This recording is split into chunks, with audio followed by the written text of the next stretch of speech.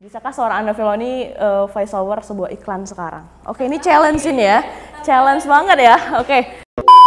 Nggak apa-apa ya, mungkin nggak usah di-cut-cut ya. Itulah perjuangan ya, menjadi seorang podcaster dan voice over talent. Salah itu adalah hal yang wajar dan salah itu nggak apa-apa, itu belajar ya dari kesalahan. Jangan takut salah teman-teman.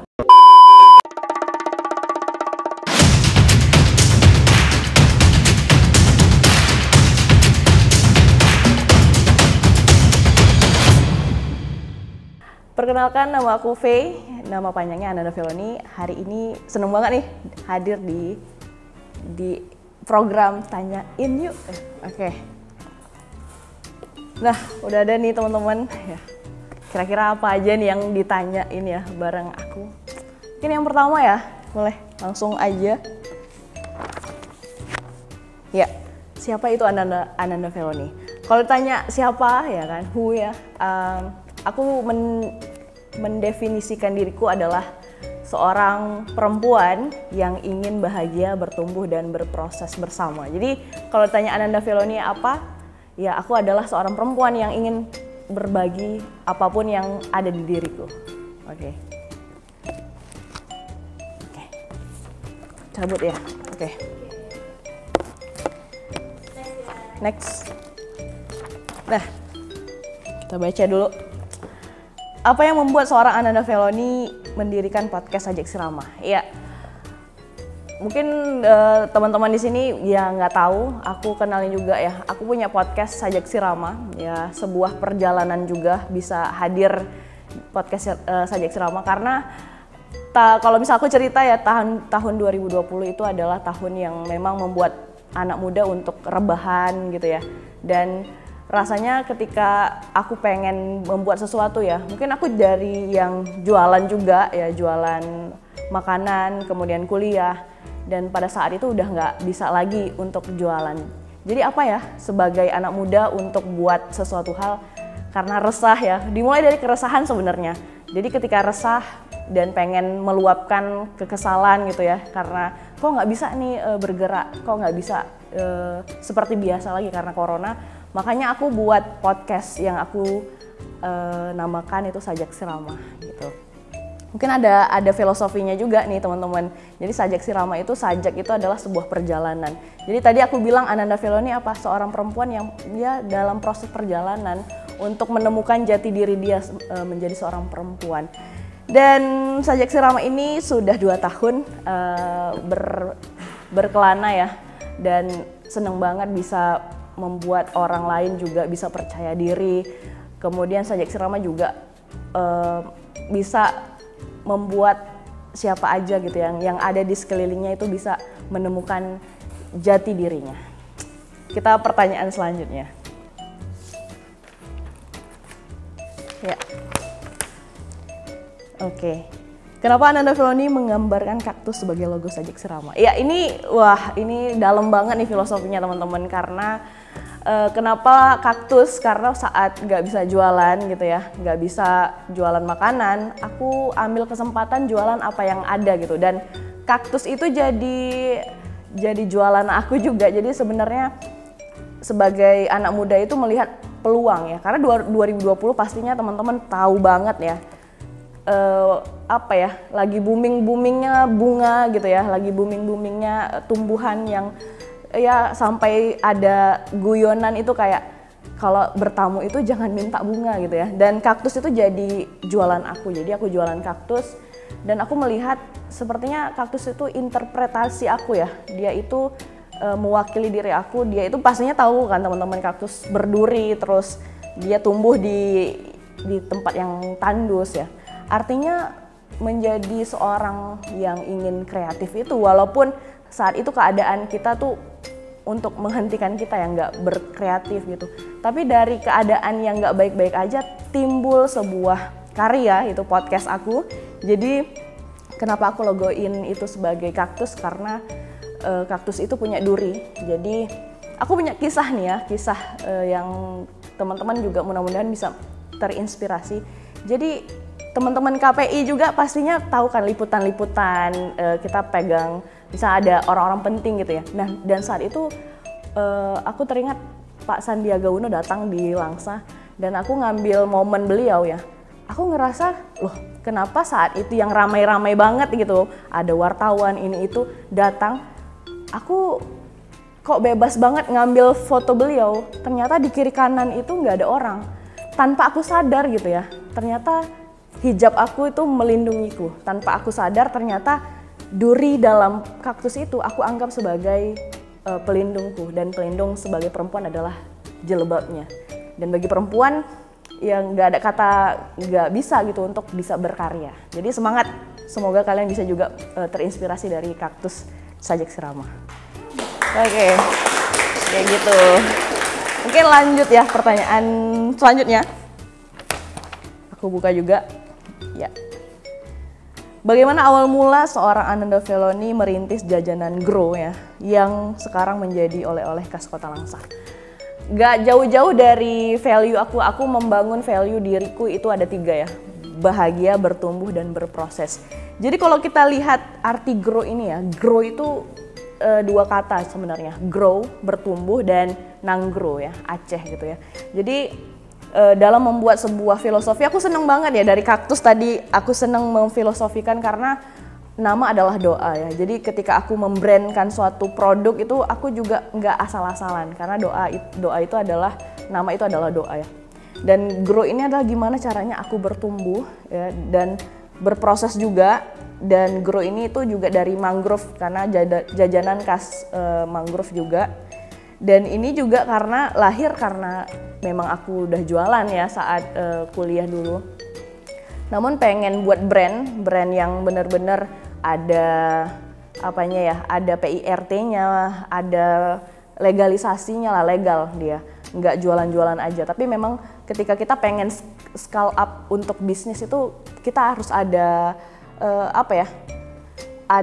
sertifikat untuk brand ini akhirnya bisa dikenal jauh gitu. Jadi Grow ini tuh jadi nggak jauh-jauh dari Sajak Sirama. Walaupun ya saat ini mungkin penjualannya nggak terlalu banyak ya, tapi bagi aku ketika aku bisa berbagi, minimal ketika maju gitu ya, ketika ada event-event yang mungkin aku jadi narasumbernya ataupun apa, aku bisa berbagi karya aku, walaupun ini nggak mesti dijual ya, jadi bisa berbagi. Dan buat teman-teman yang pengen juga jadi entrepreneur ya silahkan gitu untuk berkarya dengan apa yang teman-teman bisa.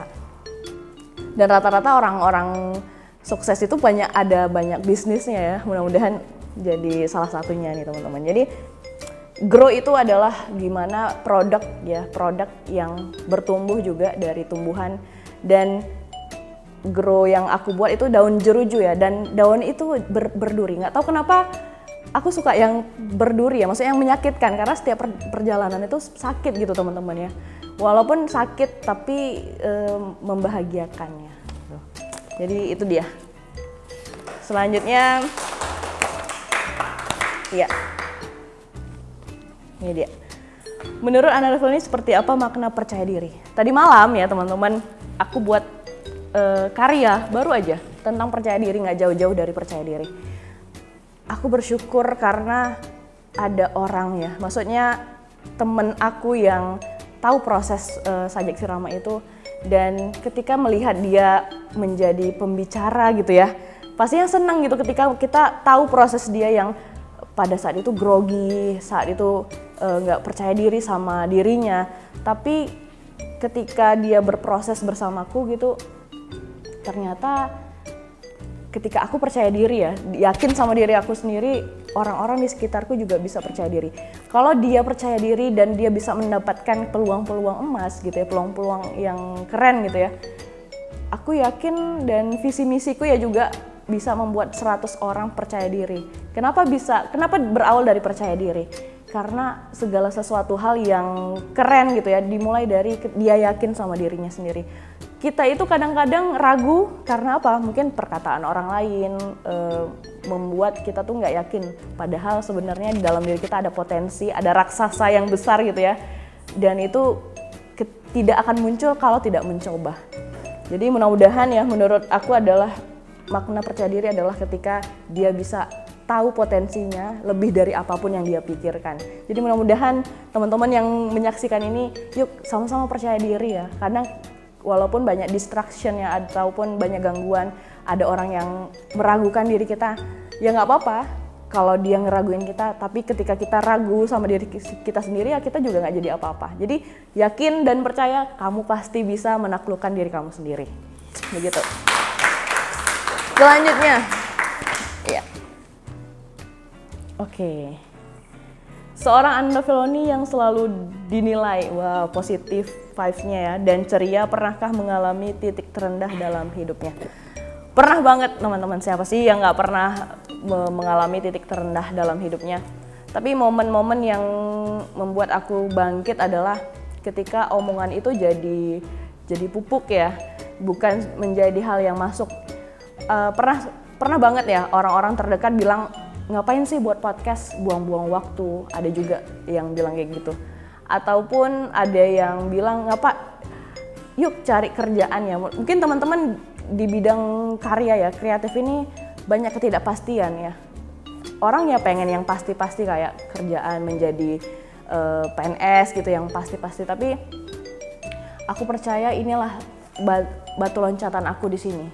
Mudah-mudahan juga dengan karya yang aku buat gitu, buat teman-teman juga mulai aja dulu dengan apa yang teman-teman bisa. Kadang kita rezeki kita di D ya gitu ya, di pintu D.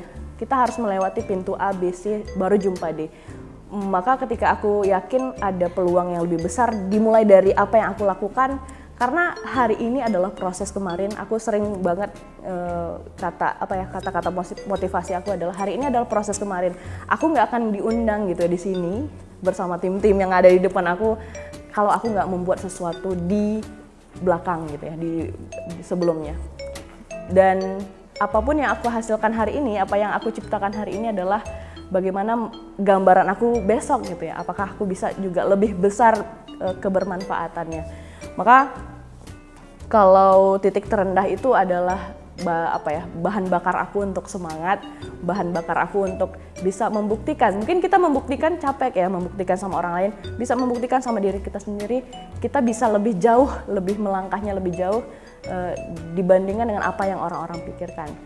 Dan buat teman-teman yang sudah memberikan hal yang pembelajaran buat diriku, aku bahkan bilang terima kasih loh, terima kasih udah menciptakan kata-kata yang membuatku jadinya down gitu misalnya, ataupun sikap teman-teman yang membuat keraguan-keraguan teman-teman yang yakin nggak ini aku bisa standby dan bisa konsisten di sini. Aku malah bilang makasih banyak karena dengan apa yang kalian katakan ya itu bukan menjadi hal yang tidak baik ya, malahan itu membuat bahan bakar aku untuk bisa di titik ini. Terima kasih ya. Iya. Selanjutnya, oke. Apa pengalaman the best ya Kak Ananda Feloni adalah pertama itu adalah dulu 2022 itu aku punya impian bisa keliling Aceh gitu ya. Dan ternyata law of attraction itu benar-benar ada gitu teman-teman. Ketika apa yang kita pikirkan, kita akan menjadi apa yang kita pikirkan. Kalau kita berpikiran untuk sukses ya kesuksesan itu akan datang. Dan ketika aku pengen banget keliling Aceh, ternyata terwujud. Aku ke Singkil. Aku nggak tahu tuh, rupanya Singkil adalah daerah terujung dari Aceh. Aku ke sana dengan budget yang bukan aku yang keluarin gitu ya. Aku dibayarin untuk penelitian. Di sana aku berjumpa dengan orang-orang baru dan pengalaman yang keren banget. Dan ada lagi nih, aku ketemu sama mentor voice over, itu Mbak Tisa. Mbak Tisa itu seorang voice over talent yang udah mengisi Disney, yang mungkin teman-teman tahu Rapunzel, itu suaranya beliau. Dan aku sudah bertemu bulan September kemarin. Karena apa? Karena impian teman-teman. Impian itu membuat aku bertemu dengan orang-orang yang nggak aku bayangkan. Ternyata di Sputpar membuat event namanya Voice Over Academy. Aku juga daftar saat itu. Dari 200 orang yang daftar ya, aku menjadi bagian 33 orang loh. Jadi itu yang terdebes, aku jumpa sama mentor. Dan mudah-mudahan apapun yang sudah diberikannya bisa kecipratan, rezekinya kecipratan, dan orang besar adalah ketika dia bisa bertemu dan punya pemikiran yang besar. Jadi semangat teman-teman, kalian pasti bisa menjadi orang yang besar karena kita di sekeliling dengan circle yang kita cari sendiri. Kayak gitu. Itu pengalaman ter the best aku. Iya. Selanjutnya, oke. Nah, iya tadi karena udah di-spill ya, aku bertemu sama voice over talent. Kemudian aku juga ini hal yang paling epic ya teman-teman. 2022 itu siapa sih yang nggak pengen bebas finansial ya? Pengen, semuanya pengen. Tapi aku punya impian, aku nggak mau membebani orang tua, dan 2022 sampai sekarang aku bisa hidup gitu ya. Hidup dengan voice over talent, karena dengan itu aku dibayar, dengan itu aku bisa bertahan hidup, itu epic ya. Dan sekarang diminta untuk voice over, oke. Bisakah seorang Anda Feloni voice over sebuah iklan sekarang? Oke, ini challenge ini ya. Challenge banget ya. Oke. Mungkin ada produknya. Iya. Kita akan menyuarakan ya. Ternyata voice over itu ada industrinya. Jadi industrinya sebenarnya udah lama ya, dan akhirnya sekarang booming lagi karena corona. Jadi aku iklanin, ini namanya apa? Dessert Crustel ya, Crustel. Dessert, oke, Crustel. Ya karena nyebutin brand itu juga jadi pembelajaran ya, karena nggak boleh salah-salah. Oke ya, kita mulai ya. Oke. Dingin. Kamu nggak tahu nih nyemilin apa ya? Nah, aku punya yang baru nih. Dessert Crustel, rasanya nikmat banget. Beli, jangan lupa beli ya. Cuman Rp20.000 ya. Mungkin kayak gitu ya. Oke, ulang lagi boleh nggak ya? Oke, kita ulang ya. 10.000 ya? 10.000 yang mahal banget ya. Kamu bingung cemilin apa? Aku ada yang susah sebenarnya. Oke, sip. Iya. Bingung cari cemilan yang enak dan renyah. Nggak renyah nih ya. Murah ya. Oke. Bingung cari cemilan yang bingung. Oke.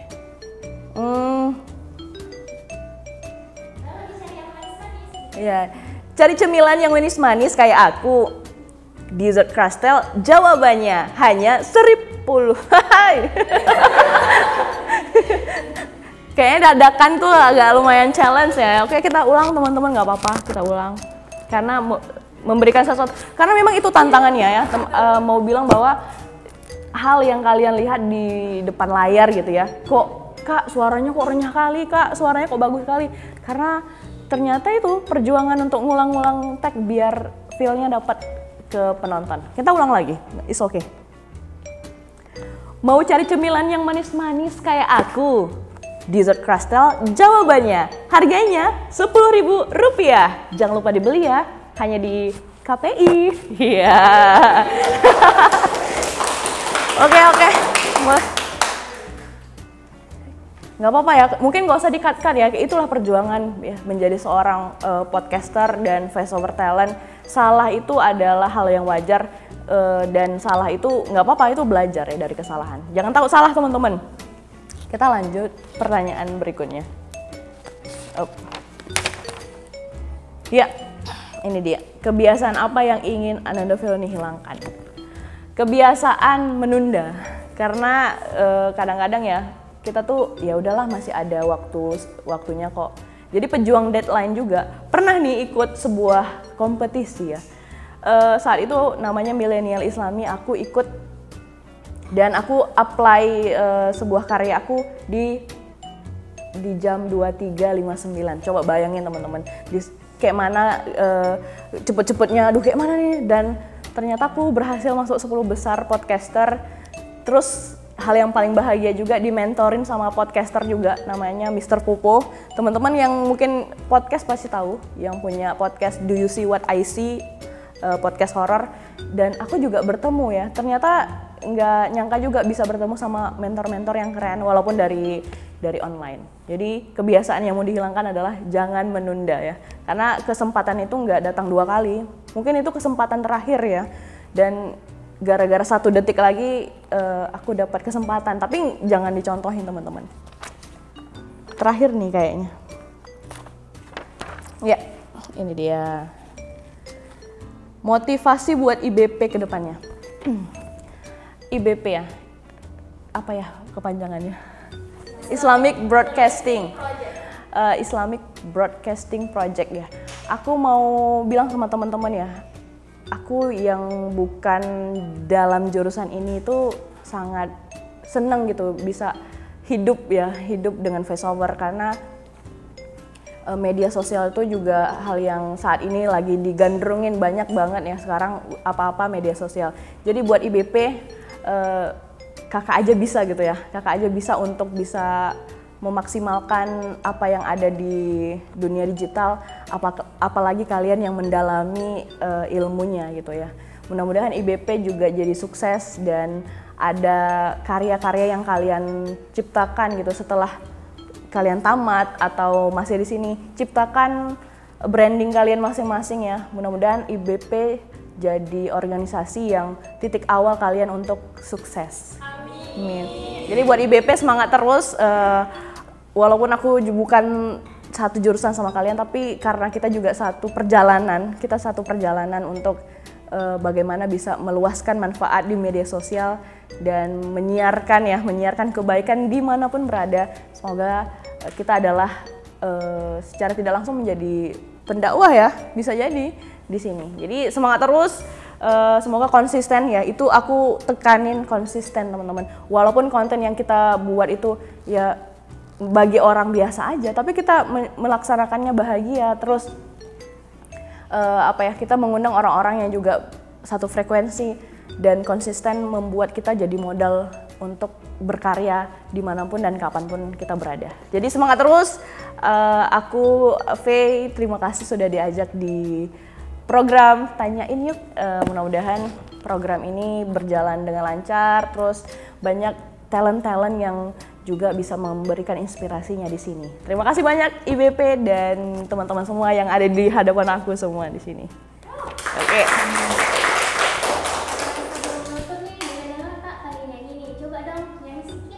Waduh, boleh? Boleh.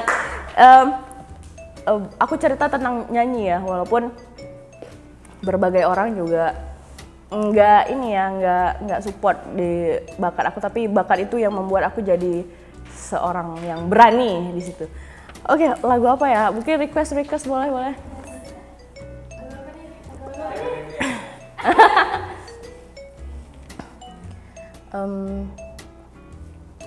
Mungkin kita bertemu dari tatapan ya pertama ya. Jadi aku pengen lagu Yura berawal dari tatap ya gitu. Bismillah. Berawal dari tatap, indah senyummu memikat hatiku yang hampa lara. Senyum membawa tawa, tawa membawa cerita kasih indah tentang kita. Terkadang ku ragu, kadang tak percaya, tapi ku yakin kau milikku. Semuanya kalau tahu ya. Kau membuatku bahagia di saat hati ini terluka. Kau membuatku tertawa di saat hati ini terbawa oleh cintamu untukku, untuk Terima kasih. Itu dia teman-teman. Jadi diri sendiri, ya kita punya potensi masing-masing. Yakin dan percaya hal yang kita geluti saat ini akan menjadi sesuatu hal yang akan bermanfaat di kemudian hari. Aku Faye dari podcast Ajak Selamat. Thank you banget buat IPP, sukses terus, mantap terus, dan berjaya terus. Jadi buat teman-teman ya, jangan lupa like, comment, and subscribe YouTube-nya apa namanya? IBP Entertainment, dan sukses terus buat semuanya. Aku Faye undur diri. Assalamualaikum warahmatullahi wabarakatuh. Dadah. Wah, agak bindeng-bindeng juga nih.